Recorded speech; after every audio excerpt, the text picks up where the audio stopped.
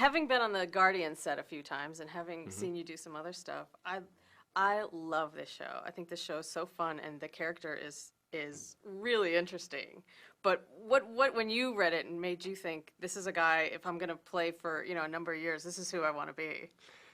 My wife read it first, and she said, yes, this is really well written. It's a standard CBS procedural show. I think the female character is better written than the male character. And I went, give it to me. Let me have a look. And I read it, and then I disagreed with her. But you read a script, then you really have to talk to the creator. So I was in Australia at the time. Bruno Heller called me. He had immediately, he had a good wit about him. He was self-deprecating, and I identified with that immediately. And he was willing to let me have some wiggle room within the script. And I don't mean changing things. I mean, he left bits and pieces for the character off the page so that I could play around with it. And that was kind of an invitation to have a good time. Obviously with the character, the set of circumstances behind him gave me a lot to work with to try to play a fun character that has a very troubled past. What about the cast they've surrounded you with? Because as you said, on the page it's one thing, but when you get the people in there, it's different. Yeah, it all starts to come to life. And when we were shooting the pilot and the casting was taking place, I landed from Australia in the States 2 days before we started shooting, so it was quite a quick procedure. And then I was on the set. So, you're just diving in. What do you think this offers an audience? Because it's not like anything.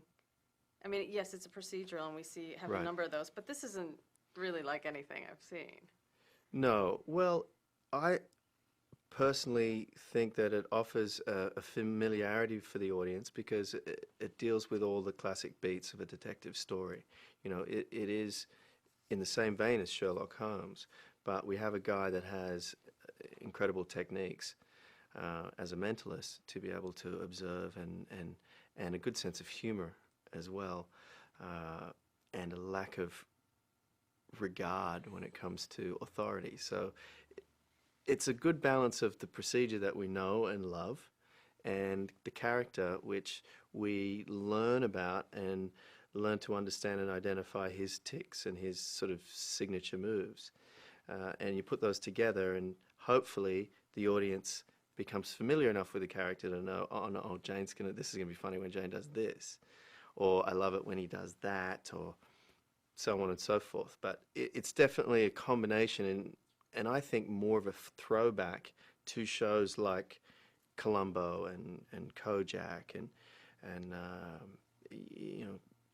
the Rockford Files, Quincy, where they were procedural shows, but with really strong characters as well.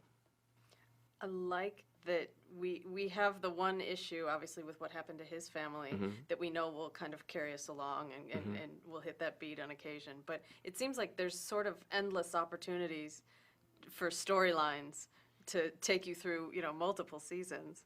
Yes, well, with a crime drama, there's always crimes, so we can carry on. And with our show, it presents the crime in the box that we're all familiar with, but you watch the character step outside of that box. So we can go anywhere because the character is an unprocedural character in a procedural world of crime fighting. He is unpredictable, and that's part of the joy of playing the character. Every time we have a scene, just an interrogation room scene, which audience have seen for years and years and years, it's a desk with one guy on one side and another guy on the other. I can play around and the writers can invent different stuff that Jane does to throw it into another arena. What's the difference between a mentalist and a psychic? A psychic allegedly has powers, and a mentalist has honed skills and techniques. Do you believe psychics exist?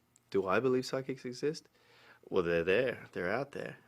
Is what they're doing genuine or a fraud? That's for the, all I can say is buyer beware. I'm not here to comment on that. Jane knows better. Of course he does, yeah. He's been there. Been there, done that. Did you do any research for this kind of a thing? Because, whether it's real or not, how do you I research? spent a lot of time on YouTube. I was pointed in a few different directions by Bruno, and he said, check this guy out, have a look at this. And then that opened up a can of worms for me, and I did my research with my family, because after the first Mentalist clip that I watched on YouTube, I was like, hey guys, come and look at this. And then we sat there just searching for pretty much a day, looking at different stuff. But I learned pretty quickly that the key for me in the research is not necessarily the tricks that they do, but how they perform the tricks. It's all about the performance. There is an element of showbiz to it. You look like you're enjoying it. I am. There seems to be a little Simon twinkle in your eye while you're being There's Jane. a little there. I have a lot of fun with the character. It's excellent. Very good. Thank you so much. Thank you. It's really good, and I've